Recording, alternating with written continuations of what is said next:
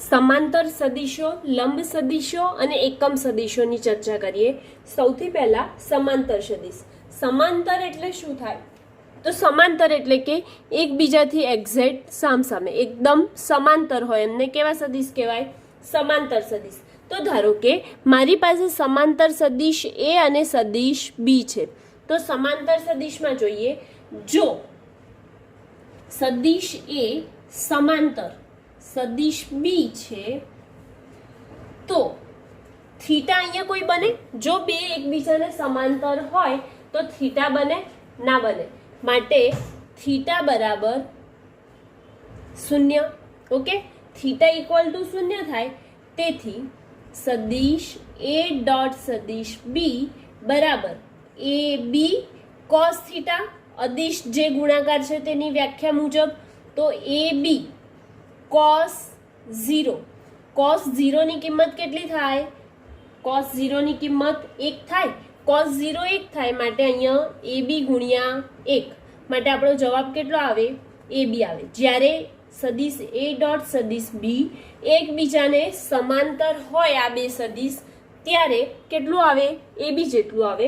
તો આપણે એવું કહી શકીએ કે જો બંને સદિશ ધારો કે બંને સદિશ એ જ છે મારી પાસે, તો એ ડોટ એ કરું, તો એ ડોટ એ કરીએ આપણે, તો આપણને જે તેનો જવાબ મળે એટલે કે તેનું જે પરિણામ મળે તે એના વર્ગ જેટલું મળે। કેટલું? એ વર્ગ મળે। એટલે કે આ બંનેનો ગુણાકાર એ ગુણ્યા એ કરીએ, જેવી રીતે 2 ગુણ્યા 2 કરીએ તો 2 નો વર્ગ થાય, એવી રીતે એ ગુણ્યા એ કરીએ તો શું થાય? એનો વર્ગ, એટલે કે આ સ્વરૂપે મળે। તેથી ખાલી મોડ એ લખવું હોય એટલે કે જેનું મેગ્નિટ્યુડ ખાલી તેની મૂલ્ય શોધવું હોય એટલે કે તેનું માન શોધવું હોય તો સદિશ એ બરાબર લખી શકીએ કે એ બરાબર સદિશ એ ડોટ સદિશ એ। ઓકે, હવે આપણે નેક્સ્ટ કયો લંબ સદિશો છે? તો લંબ સદિશ જોઈએ।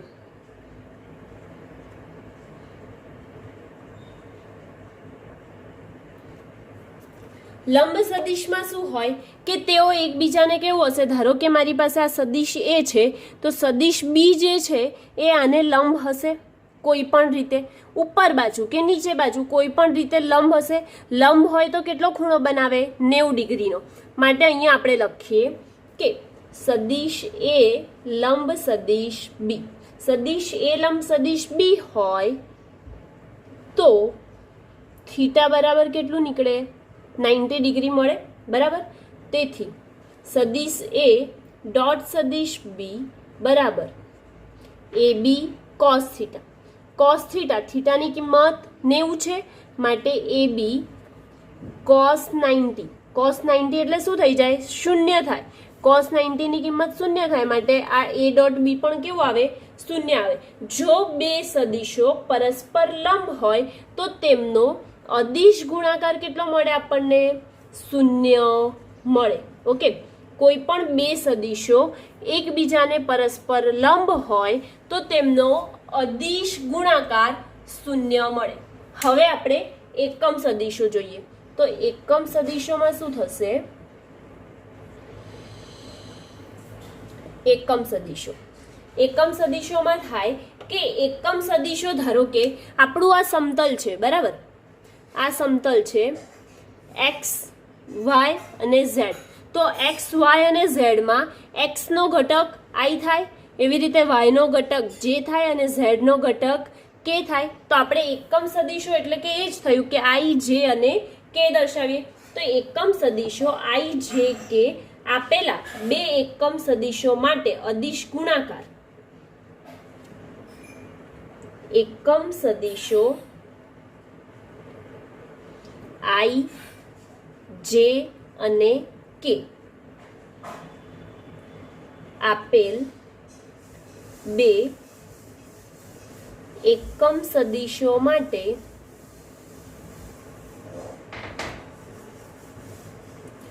અદિશ ગુણાકાર કેવી રીતે કરીશું?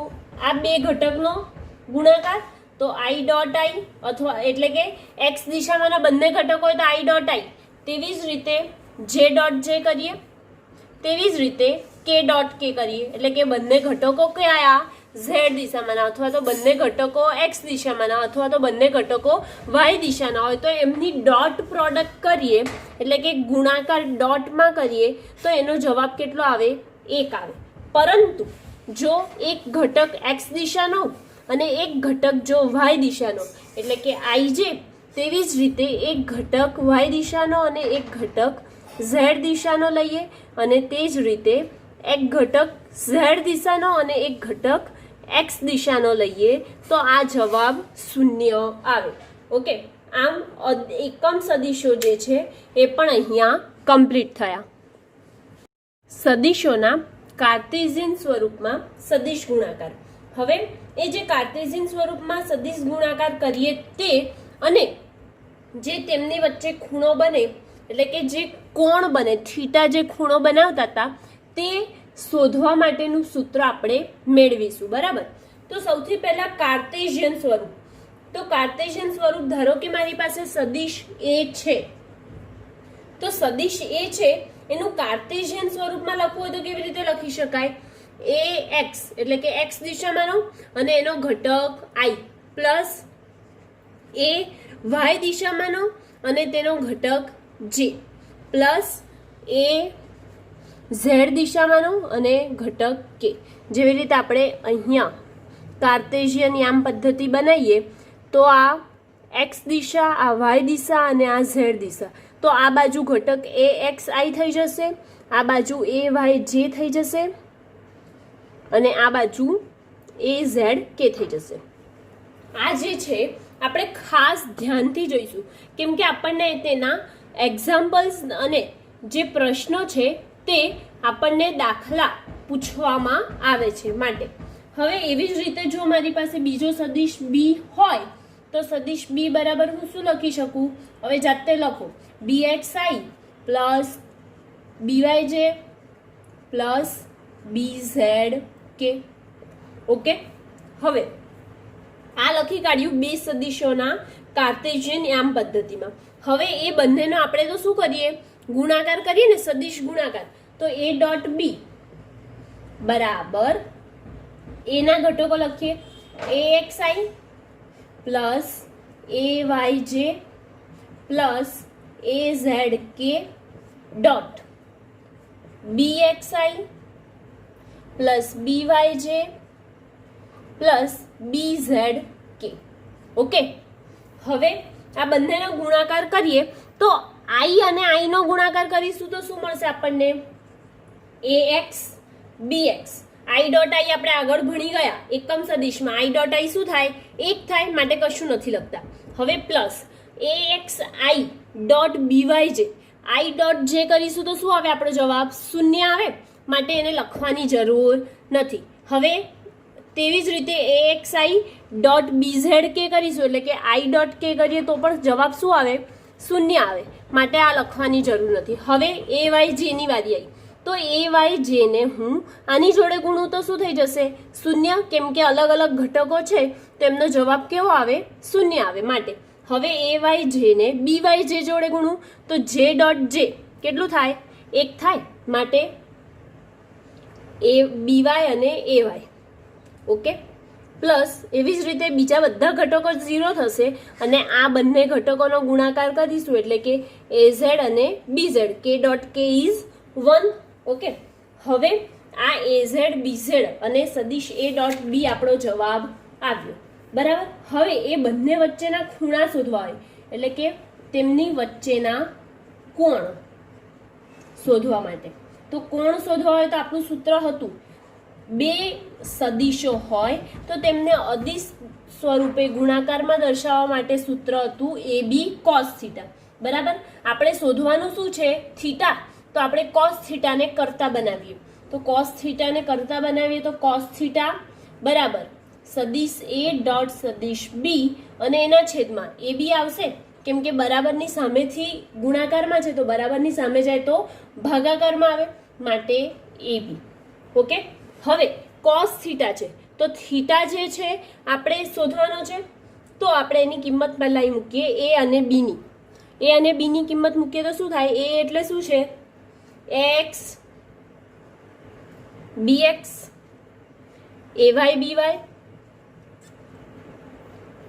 Plus az bz, okay, upon a અને b. a અને b એટલે કે બંનેની શું આવશે? વેલ્યુ આવશે. a અને b બંનેની વેલ્યુ આવે માટે આપણે શું કરીશું? ax square plus ay square plus az square. કેમ કે આપણે જોયું હતું શેમાં કે જે બે બંને સદિશો છે એ સમાંતર સદિશ હોય તો તેમનો શું થાય? વર્ગ થાય. અને બીજું ગુણાકારમાં શું લખીશું? b માટે. તો b માટે શું આવશે ગુણાકારમાં? bx નો વર્ગ વત્તા by નો વર્ગ વત્તા bz નો વર્ગ. ઓકે, આમ આ જે પ્રશ્ન છે તેમનું કાર્ટેશિયન સ્વરૂપે અને તેમની વચ્ચે બનતો કોણ એ આપણે અહીંયા કમ્પ્લીટ કર્યો. હવે નેક્સ્ટ જે છે એ નેક્સ્ટ વિડીયોમાં આપણે જે કાર્ય અને ગતિ ઉર્જાના ખ્યાલો છે તેમની ચર્ચા કરીશું. ઓકે, આપણે જે વિભાજનનો નિયમ છે અને એના એકમ સદિશો અને કાર્ટેશિયન વિશે વાત કરી લીધી. હવે એના પછી એક ઉદાહરણ છે એક્ઝામ્પલ 6.1. એમાં શું કે છે કે બળ F બરાબર 3i plus 4j minus 5k એકમ અને સ્થાનાંતર D બરાબર 5i plus 4j plus 3k એકમ વચ્ચેનો ખૂણો શોધો તથા F ના D પરનો પ્રક્ષેપનું મૂલ્ય શોધો. ઓકે, તો આપણને અહીંયા શું આપ્યું છે? સૌથી પહેલા તો આપણને અહીંયા F અને D આપ્યું છે. તો F અને D પરથી આપણે તેનો શું શોધવાનો છે? ખૂણો અને F નો D પરનો પ્રક્ષેપ. તો સૌથી પહેલા F બરાબર શું છે? 3i plus 4j 3i plus 4j minus 5k. Okay, આવું છે. અને D બરાબર છે 5i plus 4j plus 3k. Okay, આટલું આપણને આપી દીધું છે. હવે આ બંનેથી જે ખૂણો બને તે અને એમની વચ્ચેનો એટલે કે F ના D પરનો પ્રક્ષેપ શોધવાનો છે. તો સૌથી પહેલા શું કરીશું? આપણે FD, તો F ઇન્ટુ D કરી દઈશું. તો F ઇન્ટુ D શું થાય? ડોટ પ્રોડક્ટ છે. ડોટ પ્રોડક્ટ માટે આપણે વાત કરી ચૂક્યા છે. જો I ડોટ I અથવા તો J ડોટ J અથવા તો K ડોટ K હોય તો કેટલો આવે જવાબ? 1 આવે. પરંતુ જો I dot J dot K અથવા તો K ડોટ I હોય તો જવાબ 0 આવે. બરાબર, આની આપણે ચર્ચા જે આના આગળ વિડીયો મૂક્યા હતા તેમાં કરી ચૂક્યા છે. તો સૌથી પહેલા 3i આપણે પહેલા કિંમત મૂકીએ. 3i plus 4j minus 5k dot 5i plus 4j plus 3k. Okay, હવે આમનો ગુણાકાર કરવાનો. ડોટ એટલે કે તો ડોટ એટલે ગુણાકાર કરીશું તો 3 ગુણ્યા 5 કેટલા થઈ જાય? 15 થાય. માટે 15 અને i ડોટ i એટલે 1 થાય ને. i ડોટ i એટલે કે 1 થાય તો લખવાની જરૂર નહીં. હવે 3i ને હું 4j જોડે ગુણાકાર કરું તો i ડોટ j આવે. i ડોટ j એટલે શું થાય છે? 0 થાય છે. એટલે કે તે પદ લખવાની જરૂર નથી. બરાબર, તો 15 લખીએ. પછી એવી જ રીતે 3i ને હું 3k જોડે કરું તો i અને k પણ શું થાય? 0 થાય. માટે હવે ડાયરેક્ટ આપણે 4 પર પહોંચીએ. તો 4j પ્લસ 5i જે અને i હોય તો પણ 0 થાય. માટે હવે નેક્સ્ટ 4j પ્લસ 4j શું થઈ જશે? 4 ચોક 16. બંને જે છે એટલે આપણે લખી શકીએ 4 ચોક 16 અને જે છે માટે 1 વડે ગુણાયું તો 1 લખતી નથી. બરાબર, તેવી જ રીતે બીજા બધા એ સિવાયના પદો જે જોડે ગુણાકાર થશે તો 0 થઈ જશે. હવે 5k એટલે કે ઓછા 5k છે તો ઓછાની નિશાની તો આવશે જ. બરાબર, તો ઓછા 5k ને હું i જોડે કરું તો 0, k ને j જોડે કરું તો 0. હવે k ને k જોડે કરું તો 1 થાય. બરાબર. તો 5 તરી 15 કે ગુણ્યા કે એટલે 1 થયો, માટે 15 વત્તા 16 ઓછા 15, ઓછા 15 વત્તા 15 કેન્સલ, જવાબ શું આવે? f ઇન્ટુ ડી શું આવ્યું? 16 આવે છે. બરાબર. હવે એનામાં જ આ એકમ આપ્યું છે એટલે આપણે અહીં શું લખીશું? 16 એકમ. બરાબર. હવે આ જે એફ ડી આવ્યું એમાં આપણે શું શોધવાનું છે? કોસ થીટા, એમની વચ્ચેનો ખૂણો શોધવાનો છે. તો કોસ થીટા બરાબર શું થાય? એનું સૂત્ર શું છે? કોસ થીટા બરાબર એફ ઇન્ટુ ડી, એટલે કે vector F into vector D upon mode of vector A into mode of vector D. આવું છે. તો હવે આ બંને શોધવાનું બાકી. આપણે એફ ડોટ તો શોધી લીધું, એફ ડોટ ડી શોધી લીધું, પણ એફ અને ડી એમના મૂલ્ય મોડ જે છે એટલે કે તેનું માન જે છે તે શોધવાનું બાકી. તો હવે આપણે એફ નું માન શોધીએ તો એફ નું માન આપણે જોઈ ગયા. કેવી રીતે શોધતા હતા? એ જે સદિશ હોય તેનો વર્ગમૂળમાં જઈને વર્ગ કરતા હતા. બરાબર. તો અહીંયા એક્સ દિશામાંના ઘટકનો વર્ગ એટલે શું થઈ જશે? 3 નો વર્ગ વત્તા વાય દિશામાંના ઘટકનો વર્ગ એટલે 4 નો વર્ગ વત્તા ઝેડ દિશામાંના ઘટકનો વર્ગ એટલે કે વત્તા 5, એટલે કે 5 નો વર્ગ, પણ અહીં ઓછા 5 છે માટે અહીંયા ઓછા 5 કર્યા. બરાબર. હવે 3 નો વર્ગ કેટલો થાય? 3 નો વર્ગ 9, 4 નો વર્ગ 16, ઓછા 5 નો વર્ગ એટલે ઓછા 5 ગુણ્યા ઓછા 5 એટલે વત્તા 25. એનું સાદું રૂપ આપીએ તો કેટલું થશે? 16 ને 9 25 અને આ પણ 25, માટે 25 ને 25 50 થાય. માટે આ કેટલો આવ્યો? જે એફ નું માન છે એ 50 આવ્યું. બરાબર. હવે તેવી જ રીતે આપણે શું શોધવાનું છે? ડી શોધવાનું છે. તો ડી શોધીએ આપણે. તો ડી બરાબર, એક સેકન્ડ, આ આટલું રફ કરીએ તો આપણને જગ્યા સારી એવી મળી રહેશે. હા, તો ડી શોધવાનું બાકી છે. તો અહીંયા ડી શોધીએ તો ડી બરાબર અંડરરૂટ થશે આમાં પણ. તો under root 5 square plus 4 square plus 3 square થાય. Okay, 5 square plus 4 square plus 3 square. 5 નો વર્ગ કેટલો થાય? 25, 4 નો વર્ગ 16 અને 3 નો વર્ગ 9, માટે 25, 16 ને 9 25, માટે આ પણ કેટલું આવ્યું? અંડરરૂટ 50, વર્ગમૂળમાં 50 આવ્યું. હવે આપણે આ જે કિંમત છે એ કોસ થીટામાં મૂકીએ તો કોસ થીટા બરાબર થાય એફ ઇન્ટુ ડી કેટલા હતા? 16 હતા. તો 16 અપોન એફ, એફની વેલ્યુ કેટલી છે? 50, એટલે કે વર્ગમૂળમાં 50, અને ડીની વેલ્યુ કેટલી આવી? વર્ગમૂળમાં 50 આવી, તો અહીં ડીની વેલ્યુ મૂકીએ વર્ગમૂળમાં 50. તો 16 ના છેદમાં 50 નું વર્ગમૂળ 2 વાર છે, એટલે કે વર્ગમૂળ 50 ગુણ્યા વર્ગમૂળ 50 શું થઈ જાય? એ પોતે થાય. બરાબર. તો 16 ના છેદમાં 50 આવ્યું, એટલે કે કોસ થીટા બરાબર કેટલું આવ્યું આપણું?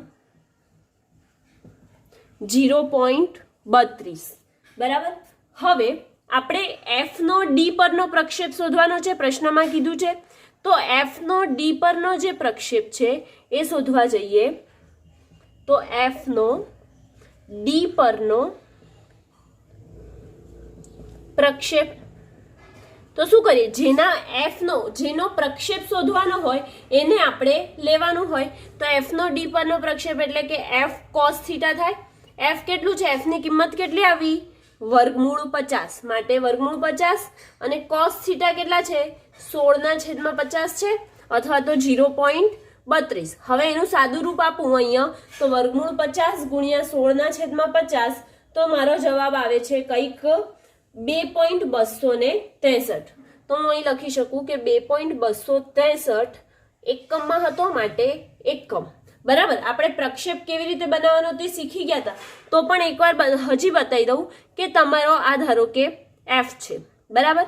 એના ઉપર આનો પ્રક્ષેપ દોરવાનો, એટલે કે એફ નો ડી પરનો પ્રક્ષેપ, એટલે કે આના શીર્ષમાંથી નીકાળવાનું અને જે ખૂણો બનાવે 90 ડિગ્રીનો. તો આ કેટલો થઈ ગયો? એફ કોસ થીટા થયું. બરાબર. તો આ મુજબ જે એક્ઝામ્પલ 6.1 છે એ કમ્પ્લીટ થઈ ગયું.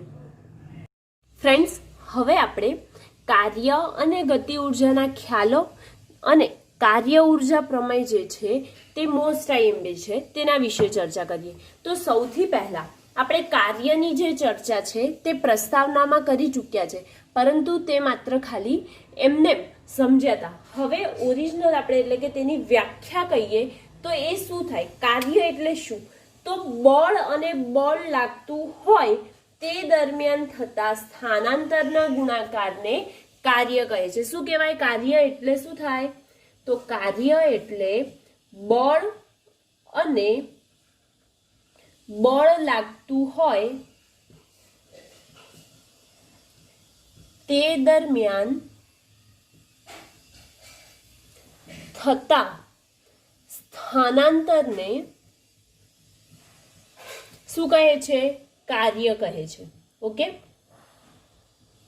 હવે બળ અને બળ લાગતું હોય તે માટે થતું સ્થાનાંતર, બરાબર. તો આપણે કેવી રીતે લખી શકીએ? તો કાર્ય બરાબર લખી શકાય બળ લાગતું હોય એ, અને બળ લાગતું હોય તે દરમિયાન શું થયું? એનું સ્થાનાંતર. તો લખીએ કે કાર્ય બરાબર સ્થાનાંતરના ગુણાકારને, સોરી હું અહીંયા રહી ગયું, સ્થાનાંતરના ગુણાકારને કાર્ય કહે છે. તો કાર્ય એટલે શું? બળ તો આવી ગયું, પરંતુ સ્થાનાંતર, તો સ્થાનાંતરે બંનેનો શું થયો? ગુણાકાર. માટે કાર્ય બરાબર બળ ગુણ્યા સ્થાનાંતર થાય. ઓકે, તો આપણે આ લખ્યું, કાર્ય બરાબર બળ ગુણ્યા સ્થાનાંતર. હવે તેવી જ રીતે જો બળ અને સ્થાનાંતર, શું? બળ અને સ્થાનાંતર બંને એક જ દિશામાં હોય તો કાર્ય કેવું આવે? ધન આવે, બરાબર. અને જો બળ અને કાર્ય બંનેની દિશા એકબીજાથી વિરુદ્ધ હોય તો કાર્ય ઋણ આવે છે, બરાબર. આ મેઇન આપણે કાર્ય માટે યાદ રાખવા જેવું મુદ્દા છે, બરાબર. અને બળ અને સ્થાનાંતર એકબીજાને લંબ હોય. કોણ? બળ અને સ્થાનાંતર એકબીજાને લંબ હોય તો કાર્ય શૂન્ય થાય. જો એક જ દિશામાં હોય તો ધન આવે, એકબીજાથી વિરુદ્ધ દિશામાં હોય તો ઋણ આવે, અને એકબીજાને લંબ હોય તો કાર્ય કેવું આવે છે? શૂન્ય આવે છે, બરાબર. હવે આપણે કાર્યની તો ચર્ચા કરી લીધી. હવે ગતિ ઉર્જા એટલે શું? તો ગતિ ઉર્જા એટલે શું? કે કોઈ પણ પદાર્થ જે તેના પર ઉર્જા છે તે એટલે કે ગતિ ઉર્જા. તો ગતિમાં આવે ત્યારે જે ઉર્જા લાગે એ એટલે કે કાર્ય કરવાની ક્ષમતાને આપણે શું કહેતા હતા? ઉર્જા કહેતા હતા, બરાબર ને. તો ઉર્જા એટલે અહીં લખી શકીએ કે ઉર્જા એટલે કાર્ય કરવાની ક્ષમતા. ઓકે, હવે ઉર્જા એટલે કાર્ય કરવાની ક્ષમતા. તો હવે આપણે તો ગતિ ઉર્જા જોઈએ છે, તો ગતિ ઉર્જા એટલે થાય કે પદાર્થની ગતિના કારણે રહેલી કાર્ય કરવાની ક્ષમતાને ગતિ ઉર્જા કહે છે. પદાર્થને ગતિના કારણે તેમાં રહેલી કાર્ય કરવાની ક્ષમતાને શું કહે છે? ગતિ ઉર્જા કહે છે, બરાબર. હવે જો પદાર્થ વધારે ઝડપથી ગતિ કરતો હોય તો તેની ગતિ ઉર્જા કેવી હશે? વધારે. એટલે કે ઝડપ વધારે હોય તો ગતિ ઉર્જા કેવી? તે વખતે વધારે. અને જો ઝડપ ઓછી તો ગતિ ઉર્જા ઓછી. ઝડપ ઓછી હોય, ગતિ કરતો હોય પરંતુ ઓછી ઝડપથી ગતિ કરતો હોય તો ગતિ ઉર્જા કેવી હોય? એ વખતે ઓછી હોય, બરાબર. એટલે કે આ બે એનામાં ફેરફાર. અને જો ગતિ ઉર્જાની બીજી વ્યાખ્યા આપવી હોય તેના સૂત્ર મુજબ, ગતિ ઉર્જાના સૂત્ર મુજબ તેની બીજી વ્યાખ્યા આપવી હોય તો એવી થાય કે પદાર્થના દળ અને વેગના વર્ગના ગુણાકારના અડધા મૂલ્યને ગતિ ઉર્જા કહે છે. લખી દઈએ આપણે કે ગતિ ઉર્જાની જો બીજી વ્યાખ્યા જોઈતી હોય તો ગતિ ઉર્જા એટલે શું? તો પદાર્થના દળ અને વેગના વર્ગના ગુણાકારના અડધા મૂલ્યને શું કહે છે? ગતિ ઉર્જા કહે છે. અને જો તેને સૂત્ર સ્વરૂપે લખવું હોય તો લખી શકાય કે કે બરાબર, આપણે ગતિ ઉર્જાને કે થી દર્શાવીશું, તો ગતિ ઉર્જા કે બરાબર એમ દળ વેગનો વર્ગ એટલે કે mv સ્ક્વેર અને ગુણાકારના અડધું મૂલ્ય એટલે કે એમનું અડધું મૂલ્ય એટલે કે કે બરાબર થાય 1/2 mv સ્ક્વેર. આમ આપણે જે ગતિ ઉર્જાની ચર્ચા કરી એ અહીંયા કમ્પ્લીટ થઈ ગઈ. હવે આપણે કાર્ય ઉર્જા પ્રમેય એટલે શું તેની ચર્ચા કરીશું. કાર્ય ઉર્જા પ્રમેય. હવે કાર્ય ઉર્જા પ્રમેય જે છે એ મોસ્ટ આઈએમપી છે એવું કહી શકાય. તો એના માટે આપણે સૌથી પહેલા જોઈશું કે અચળ પ્રવેગી ગતિના આપણે 3 સમીકરણો ભણી ગયા, બરાબર. v બરાબર v0 પ્લસ at, પછી બીજું સમીકરણ શું હતું તો x બરાબર v0t પ્લસ 1/2 at સ્ક્વેર, અને ત્રીજું સમીકરણ હતું કે v square minus v0 square is equal two 2ax, બરાબર. તો આપણે જે અચળ પ્રવેગી ગતિ એટલે કે નિયમિત પ્રવેગી ગતિ કરતું હતું તેમાંનું ત્રીજું સમીકરણ છે તેનો ઉપયોગ કરીએ. તો લખીશું કે અચળ પ્રવેગ એ થી ગતિ કરતા પદાર્થનું સમીકરણ શું છે? v square minus v0 square. v0 સ્ક્વેરની જગ્યાએ અહીંયા હું u સ્ક્વેર લઉં છું, તો v square minus u square is equal to 2as. આપણે જે પદાર્થનું જે પોઝિશન છે અથવા તો જે પદાર્થ અંતર કાપે છે એને x લેતા હતા એની જગ્યાએ અહીંયા હું શું લઉં છું? s લઉં છું, અને આને સમીકરણ નંબર 1 આપી દઉં, બરાબર. હવે આપણે અહીંયા કહી શકીએ કે v, તો v શું છે? તો v છે આપણો અંતિમ વેગ અથવા તો અંતિમ ઝડપ. એવી જ રીતે u શું છે? તો u આપણે લખી શકીએ કે u બરાબર છે પ્રારંભિક ઝડપ, અને એને તો આપણે અહીંયા અચળ પ્રવેગ એ એવું લખી દીધું એટલે કે એ શું છે? પ્રવેગ છે. અને s, તો s શું છે? તો s છે અહીંયા જે પદાર્થે કાપેલ અંતર, તો હું અહીંયા ટૂંકમાં લખું છું કે કાપેલ અંતર, બરાબર. હવે આ જે સમીકરણ નંબર 1 છે એને સમીકરણ 1 ને m ના છેદમાં 2 એટલે કે દળ ભાગ્યા 2 દળ ભાગ્યા 2 વડે ગુણતા, સમીકરણ 1 ને m/2 વડે ગુણીએ તો શું થાય? તો શું થશે? m/2 v square minus m/2 u square is equal to 2as.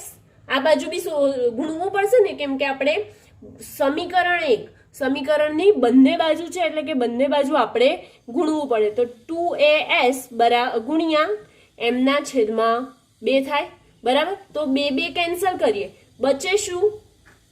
અહીં બચે 1/2 mv square minus 1/2 mu square is equal two mas, બરાબર. આવું બચ્યું. હવે 1/2 mv સ્ક્વેર આપણે જોઈ લીધું કે 1/2 mv સ્ક્વેર એટલે શું થતું હતું? ગતિ ઉર્જા k થતી હતી. તો 1/2 mv સ્ક્વેરની જગ્યાએ આપણે શું મૂકીએ? k મૂકીએ. અને 1/2 mu સ્ક્વેર આ પણ શું છે? ઝડપ છે. તો ઝડપ એના બરાબર બી શું આવે? k આવે. વચ્ચે માઇનસની નિશાની, પરંતુ એક પ્રારંભિક ઝડપ છે અને એક અંતિમ ઝડપ છે. તો આપણે આ એકને અંતિમ ઝડપ બતાવવી પડશે. તો અંતિમ એટલે કે kf અને પ્રારંભિક ઝડપ એટલે કે ki લખીએ. ફાઇનલ માઇનસ ઇનિશિયલ ગતિ ઉર્જા એટલે કે ગતિ ઉર્જામાં તફાવત, બરાબર. ma આપણે 5મા ચેપ્ટરમાં ma બરાબર શું ભણી ગયા? આપણે 5મા ચેપ્ટરમાં f બરાબર ma ભણી ગયા કે ના ભણી ગયા? તો હા, 5મા ચેપ્ટર પરથી જ આપણે ma બરાબર શું મૂકીશું? f s, બરાબર. s હતો એમનો m. તેથી kf માઇનસ ki બરાબર શું મળ્યું આપણને? fs. તેથી હવે સમીકરણ જે છે આ ઉપરવાળું સમીકરણ છે એમાં જે ડાબી બાજુ છે એ શું બતાવે છે? મેં હમણાં જ બોલી કે અંતિમ અને પ્રારંભિક ગતિ ઉર્જા છે એમની વચ્ચેનો તફાવત છે. કોણ? kf minus ki. જો હવે આ બંને વચ્ચેનો તફાવત હોય તો હું ડેલ્ટા કે લખી શકું. ગતિ ઉર્જામાં થતો તફાવત ડેલ્ટા કે. હવે કોઈ પણ વસ્તુમાં તફાવત થતો હોય તો આપણે ડેલ્ટાની નિશાનીથી બતાવીએ છીએ, માટે અહીં શું લખી શકીએ? ડેલ્ટા કે. બરાબર. fs કાર્ય માટેનું સૂત્ર ભણી ગયા. શું ભણી ગયા? કે બળ ગુણ્યા સ્થાનાંતર બરાબર શું થાય? કાર્ય. તો બળ ગુણ્યા સ્થાનાંતર એટલે fs બરાબર w. તો અહીંયા હું શું લખી શકું? ડેલ્ટા કે બરાબર તેનું થતું કાર્ય. બરાબર. અને અહીંયા ડાબી બાજુ જે જમણી બાજુ છે એ શું દર્શાવે છે? તો સ્થાનાંતર અને બળનો ગુણાકાર. તો સ્થાનાંતર અને બળનો ગુણાકાર એટલે થતું કાર્ય થાય પદાર્થ પર. તો ડેલ્ટા કે બરાબર w મળ્યું. બરાબર. આ જે મળ્યું એ આ જ સંબંધ જે છે એ કાર્ય ઉર્જા પ્રમેય છે. આ સંબંધ જે છે તે કાર્ય ઉર્જા પ્રમેય છે. ઓકે. આમાં જે વચ્ચે વચ્ચે હું જે સમીકરણમાં ડાબી બાજુ અને જમણી બાજુ શું દર્શાવ્યું છે એ બધું બોલી, એ તમે વિડીયોમાંથી જોઈને વિડીયો પોઝ કરીને લખી પણ શકો છો, એટલે કે તમારી આખી થિયરી કમ્પ્લીટ થાય. જો તમે આટલું સમીકરણ લખશો તો એમાંથી અડધા માર્ક શું થશે? કટ થશે, જેમાં પૂરા માર્ક નહીં મળી શકે. બરાબર. એટલે કે તમે વિડીયો પોઝ કરીને એને લખી શકો. તો હવે કાર્ય ઉર્જા પ્રમેય છે એને આપણે શબ્દોમાં લખવું. આ તો આપણે સૂત્ર તારવ્યું. બરાબર. તો કાર્ય ઉર્જા પ્રમેય જે છે એને શબ્દોમાં લખવું હોય તો કેવી રીતે લખી શકીએ? તો અહીં લખું છું હું, કાર્ય ઉર્જા પ્રમેય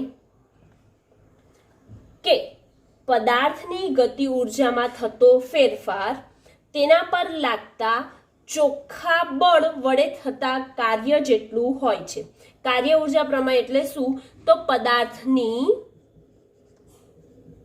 ગતિ ઉર્જા વડે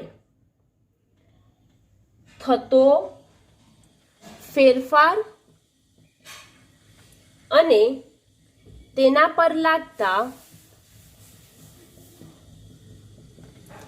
ચોખ્ખા બળ એટલે કે નેટ કાર્ય ઉર્જા પ્રમેય. હવે કાર્ય ઉર્જા પ્રમેય જે છે એ મોસ્ટ આઈએમપી છે એવું કહી શકાય. તો એના માટે આપણે સૌથી પહેલા જોઈશું કે અચળ પ્રવેગી ગતિના આપણે 3 સમીકરણો ભણી ગયા. બરાબર. v બરાબર v0 પ્લસ at. પછી બીજું સમીકરણ શું હતું? તો x બરાબર v0t પ્લસ 1/2 at સ્ક્વેર. અને ત્રીજું સમીકરણ હતું કે v square minus v0 square is equal two 2ax. બરાબર. તો આપણે જે અચળ પ્રવેગી ગતિ એટલે કે નિયમિત પ્રવેગી ગતિ કરતું હતું તેમાંનું ત્રીજું સમીકરણ છે તેનો ઉપયોગ કરીએ. તો લખીશું કે અચળ પ્રવેગ એથી ગતિ કરતા પદાર્થનું સમીકરણ શું છે? v square minus v0 square. v0 સ્ક્વેરની જગ્યાએ અહીંયા હું u સ્ક્વેર લઉં છું. તો v square minus u square is equal to 2as. આપણે જે પદાર્થનું જે પોઝિશન છે અથવા તો જે પદાર્થ અંતર કાપે છે એને x લેતા હતા એની જગ્યાએ અહીંયા હું શું લઉં છું? s લઉં છું. અને આને સમીકરણ નંબર 1 આપી દઉં. બરાબર. હવે આપણે અહીંયા કહી શકીએ કે v. તો v શું છે? તો v છે આપણો અંતિમ વેગ અથવા તો અંતિમ ઝડપ. એવી જ રીતે u શું છે? તો u આપણે લખી શકીએ કે u બરાબર છે પ્રારંભિક ઝડપ. અને એને તો આપણે અહીંયા અચળ પ્રવેગ એ એવું લખી દીધું એટલે કે એ શું છે? પ્રવેગ છે. અને s. તો s શું છે? તો s છે અહીંયા જે પદાર્થે કાપેલ અંતર. તો હું અહીંયા ટૂંકમાં લખું છું કે કાપેલ અંતર. બરાબર. હવે આ જે સમીકરણ નંબર 1 છે એને સમીકરણ 1 ને m ના છેદમાં 2 એટલે કે દળ ભાગ્યા 2 દળ ભાગ્યા 2 વડે ગુણતા સમીકરણ 1 ને m/2 વડે ગુણીએ તો શું થાય? તો શું થશે? m/2 v square minus m by 2 u square is equal to 2as. આ બાજુ બી ગુણવું પડશે ને, કેમ કે આપણે સમીકરણની બંને બાજુ છે એટલે કે બંને બાજુ આપણે ગુણવું પડે. તો 2as ગુણ્યા એમના છેદમાં 2 થાય, બરાબર. તો 2 કેન્સલ કરીએ, બચે શું? અહીં બચે 1/2 mv square minus 1/2 mu square is equal two MAS, બરાબર. આવું બચ્યું. હવે 1/2 mv સ્ક્વેર આપણે જોઈ લીધું કે 1/2 mv સ્ક્વેર એટલે શું થતું હતું? ગતિ ઉર્જા k થતી હતી. તો 1/2 mv સ્ક્વેરની જગ્યાએ આપણે શું મૂકીએ? k મૂકીએ. અને 1/2 mu સ્ક્વેર આ પણ શું છે? ઝડપ છે. તો ઝડપ એના બરાબર બી શું આવે? k આવે. વચ્ચે માઇનસની નિશાની. પરંતુ એક પ્રારંભિક ઝડપ છે અને એક અંતિમ ઝડપ છે. તો આપણે આ એકને અંતિમ ઝડપ બતાવવી પડશે. તો અંતિમ એટલે કે kf અને પ્રારંભિક ઝડપ એટલે કે ki લખીએ. ફાઇનલ માઇનસ ઇનિશિયલ ગતિ ઉર્જા એટલે કે ગતિ ઉર્જામાં તફાવત, બરાબર. ma આપણે 5મા ચેપ્ટરમાં ma બરાબર શું ભણી ગયા? આપણે 5મા ચેપ્ટરમાં f બરાબર ma ભણી ગયા કે ના ભણી ગયા? તો હા, 5મા ચેપ્ટર પરથી જ આપણે ma બરાબર શું મૂકીશું? f s, બરાબર. s હતો એમનો m. તેથી kf માઇનસ ki બરાબર શું મળ્યું આપણને? fs. તેથી હવે સમીકરણ જે છે આ ઉપરવાળું સમીકરણ છે એમાં જે ડાબી બાજુ છે એ શું બતાવે છે? મેં હમણાં જ બોલી કે અંતિમ અને પ્રારંભિક ગતિ ઉર્જા છે એમની વચ્ચેનો તફાવત છે. કોણ? kf minus ki. જો હવે આ બંને વચ્ચેનો તફાવત હોય તો હું ડેલ્ટા k લખી શકું. ગતિ ઉર્જામાં થતો તફાવત ડેલ્ટા કે. હવે કોઈ પણ વસ્તુમાં તફાવત થતો હોય તો આપણે ડેલ્ટાની નિશાનીથી બતાવીએ છીએ, માટે અહીં શું લખી શકીએ? ડેલ્ટા કે, બરાબર. fs કાર્ય માટેનું સૂત્ર ભણી ગયા. શું ભણી ગયા? કે બળ ગુણ્યા સ્થાનાંતર બરાબર શું થાય? કાર્ય. તો બળ ગુણ્યા સ્થાનાંતર એટલે fs બરાબર w. તો અહીંયા હું શું લખી શકું? ડેલ્ટા કે બરાબર તેનું થતું કાર્ય, બરાબર. અને અહીંયા ડાબી બાજુ જે જમણી બાજુ છે એ શું દર્શાવે છે? તો સ્થાનાંતર અને બળનો ગુણાકાર. તો સ્થાનાંતર અને બળનો ગુણાકાર એટલે થતું કાર્ય થાય પદાર્થ પર. તો ડેલ્ટા કે બરાબર w મળ્યું, બરાબર. આ જે મળ્યું એ આ જ સંબંધ જે છે એ કાર્ય ઉર્જા પ્રમેય છે. આ સંબંધ જે છે તે કાર્ય ઉર્જા પ્રમેય છે. ઓકે. આમાં જે વચ્ચે વચ્ચે હું જે સમીકરણમાં ડાબી બાજુ અને જમણી બાજુ શું દર્શાવ્યું છે એ બધું બોલી એ તમે વિડીયોમાંથી જોઈને વિડીયો પોઝ કરીને લખી પણ શકો છો, એટલે કે તમારી આખી થિયરી કમ્પ્લીટ થાય. જો તમે આટલું સમીકરણ લખશો તો એમાંથી અડધા માર્ક શું થશે? કટ થશે, જેમાં પૂરા માર્ક નહીં મળી શકે, બરાબર. એટલે કે તમે વિડીયો પોઝ કરીને એને લખી શકો. તો હવે કાર્ય ઉર્જા પ્રમેય છે એને આપણે શબ્દોમાં લખવું. આ તો આપણે સૂત્ર તારવ્યું, બરાબર. તો કાર્ય ઉર્જા પ્રમેય જે છે એને શબ્દોમાં લખવું હોય તો કેવી રીતે લખી શકીએ? તો અહીં લખું છું હું કાર્ય ઉર્જા પ્રમેય કે પદાર્થની ગતિ ઉર્જામાં થતો ફેરફાર તેના પર લાગતા ચોખ્ખા બળ વડે થતા કાર્ય જેટલું હોય છે. કાર્ય ઉર્જા પ્રમેય એટલે શું? તો પદાર્થની ગતિ ઉર્જા વડે